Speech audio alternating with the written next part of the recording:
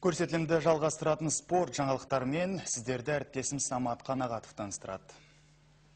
27 қыркүйек күні Астанада кәсіпқой бокс кеш өтеді. Басты жекпе-жекте астаналық Роман Жайлауов отандасы Қанат Қартенбаев пен Азия санатының чемпиондық белбеуін сарапқа салады. Жерлестеріміз 66 келі салмақ дәрежесінде мықтыны анықтайды. Бұл күні 90 келіден жоғары салмақта тағы бір чемпиондық белбеу сарапқа салынады. Бұл сында қазіргі чемпион Ресей спортшысы Максим Маслов Өзбекстаннан келген былғары қолғап шебері Эльора Голомовпен жұдырықтасады. Басты жекпе-жектер алдында ринг төріне Жандос Жетпісбаев, Бекзот Набиев, Мейірбек Сабиров, Қанат Абдрахманов сынды спортшылар шығып, өз өнерлерін көпшілік назарына паш етеді. Дүбірлі дода алдында чемпиондық атақтан үміткер спортшылар ашық жаттығу жиын өткізді.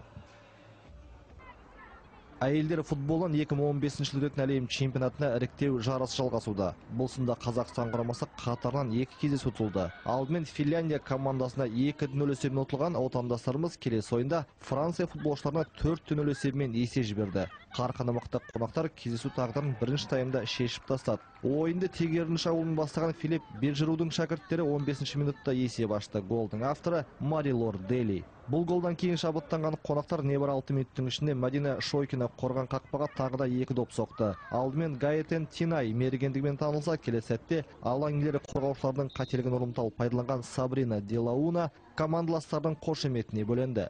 3 голмен шектеліп қалмаған Франция командасы үзіліс алдында есепті тағы ұлғайтты. Бұл сәтте шеберлігімен көзге түскен Гаэтен Тинай бұл ойындағы соңғы нүктені қойды.